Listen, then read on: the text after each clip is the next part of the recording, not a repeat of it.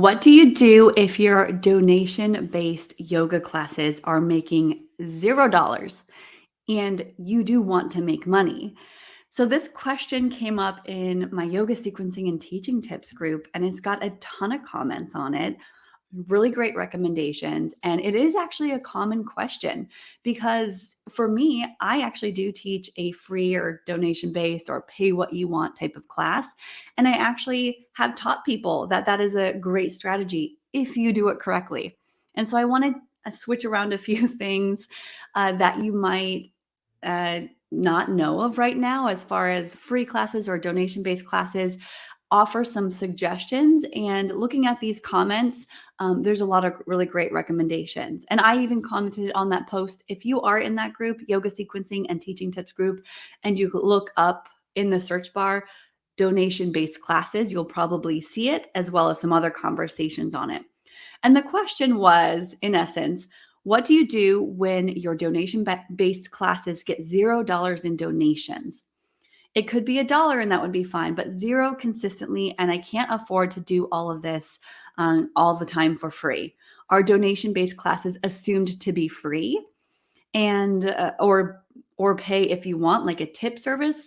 It's the same students every class. At what point do you make it a paid class? And if I did, I get zero signups because everybody wants to join for free. Great conversation. I love it. So if you're over there, you can check that out. But I want to talk about that a little bit and also share my own class and what I would do if I wanted to get paid. So I do have a free pay what you want yoga class on Zoom. My strategy is a little bit different because I actually don't expect money from this class. It's great if I get some. I consider it a tip, yes, but it's not something that I'm building my business around. But there are ways you could if you wanted to. Now, of course, if you are expecting to get paid, then start charging. Start charging. There's a few recommendations here. Number one, start charging. Number two, don't expect money. Number three, let's change some wording, some phrasing with your donation based classes. First of all, the word donation oftentimes implies that it's optional and you're giving to a charity. So for me, a donation would be, what charity are you donating to? Or, oh, a donation based class, is it going to an association? Is it going to a cause? I'm going to give a donation if I know that it's going to a worthy cause. If I'm paying someone's bills or it's just paying for the class, that's not really a donation. Now you can call it donate, donations, donate to me, donate. It's just the wording gets a little bit tricky, and donations often are associated with charities or causes. So you may be confusing people in that way by calling it a donation based class.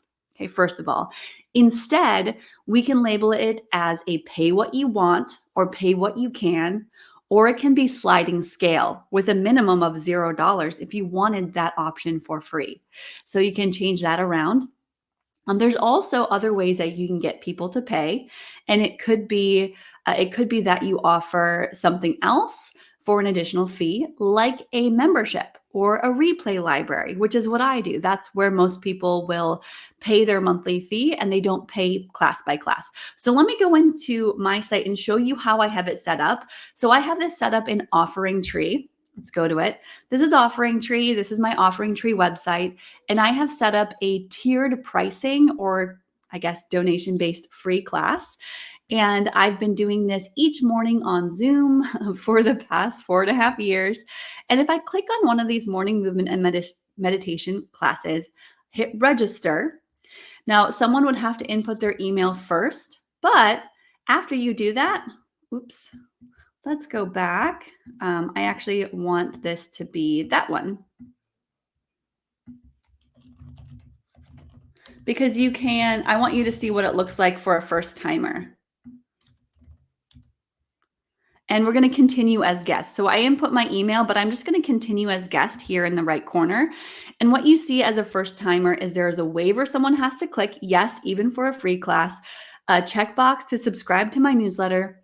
And then I've set up payment options. So you can join a membership to contribute. So there's Zoom yoga replays in order to get this free class or you do a drop-in. So a new person would choose drop-in, and as you scroll down, you'll see tiered pricing. Can I get a little bit bigger with that? Cool. Tiered pricing. So what I can change and what I've changed here is this phrasing can change. It might say suggested donation, or it might say pay what you want with some kind of minimum. I do like 2 or 3 options, and the highest price at the top. So oftentimes the middle price is the suggested rate. So the pay it forward rate, I get to label these myself. $10, pay it forward. Maybe for you it's 20. The numbers don't matter.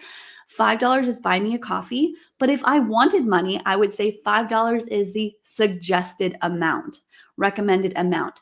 Many people don't realize what the cost actually is. So if you just have leave a donation, leave a tip, they might be thinking to themselves, I don't even know how much I would give. Like, do you want $1 or do you need 50? I don't know. So I'm just going to come for free. I'm going to join for free because I can't even think about how much I'm supposed to pay.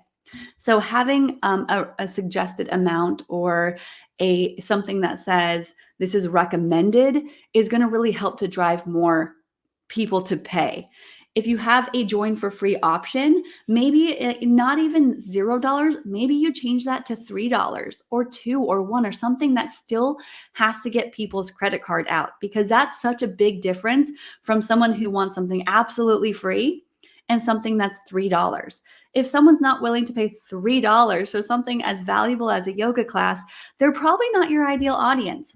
So if you're saying that, if I charge for the class, then no one's going to show up because they're always looking for free. Well, that's kind of the point, is you're trying to get rid of the freebie seekers so you can find the right audience that actually will pay you. Okay, so the recommendation is, let's go back to this. The recommendation is to either, one, actually charge for the class. I like this tiered payment option. That's actually why I joined Offering Tree. And I will leave a comment and maybe change the description here to link to Offering Tree so you can see more about it. I teach yoga teachers, just let you know. My main thing I do is to help yoga teachers build their business and websites through Offering Tree. So that's sort of my main niche, my main purpose for my business right now. It's kind of fun. But I switched to Offering Tree because of that tiered pricing option and the opportunity to do sliding scale or pay what you want. Because if you also see here, I have it set where people could type something in.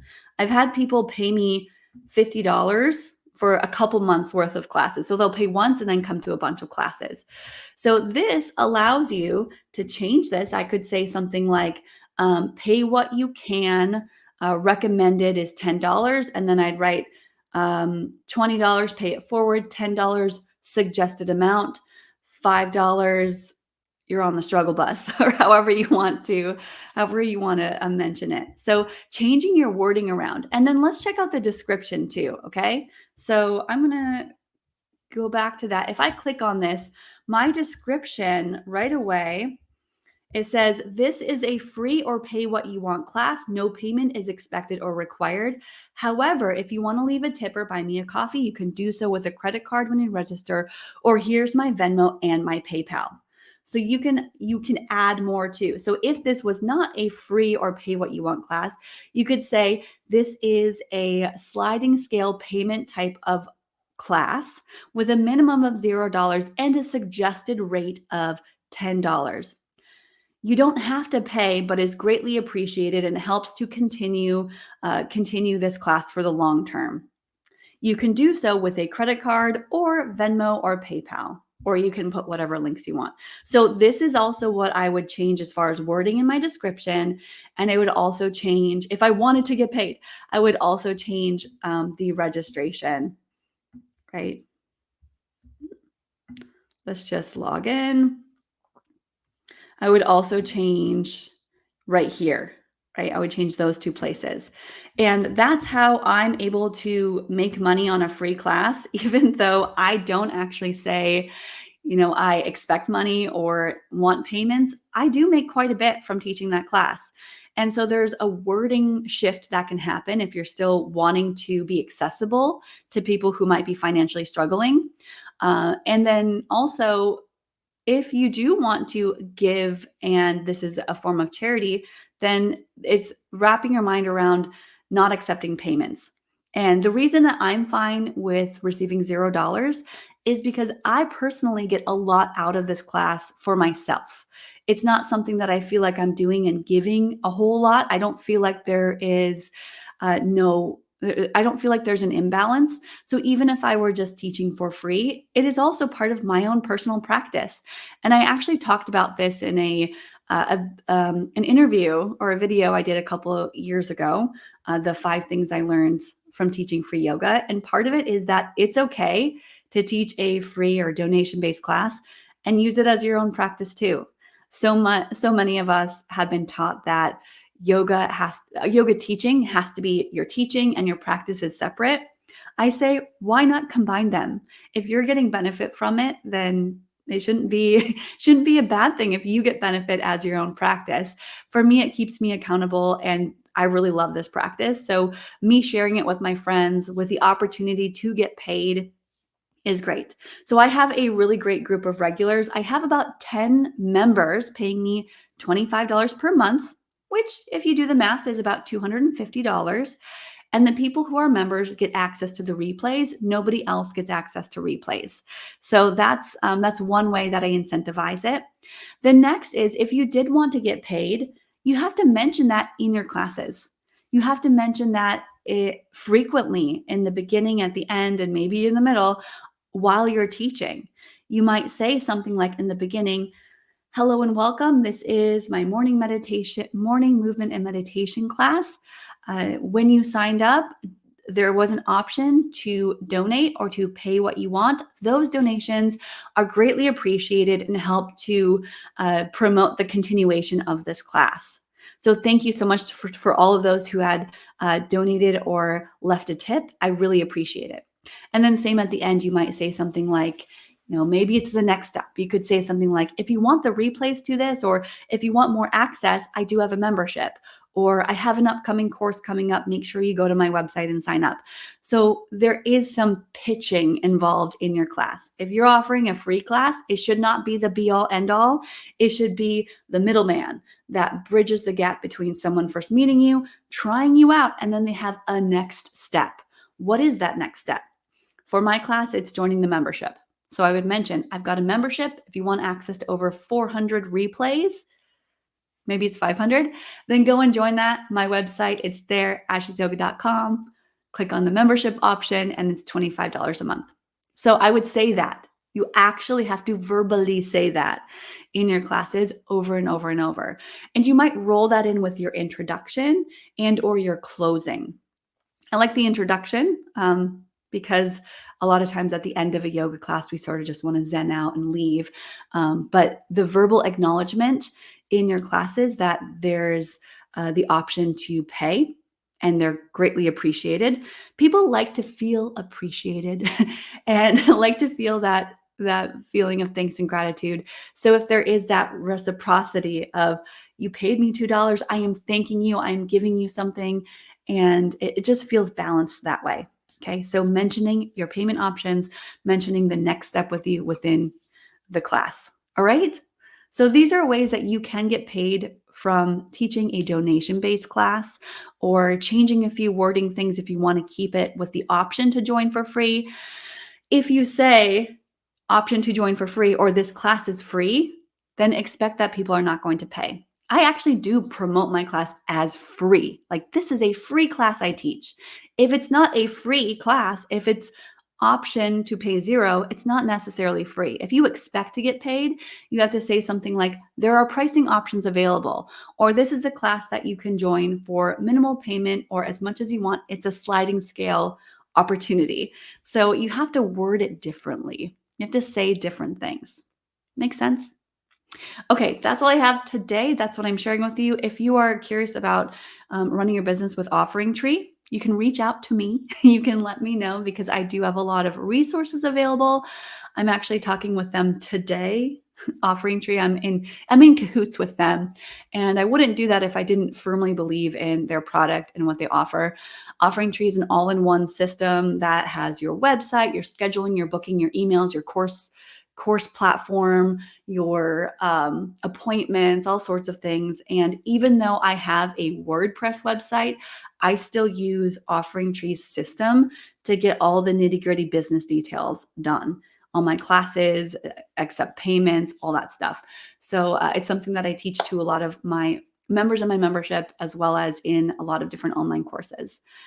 So I'll put some more resources available. They're always available here on the internet, on my YouTube channel, my Facebook groups. I'll be around. But yeah, reach out if you do have questions, and I'll see you next time.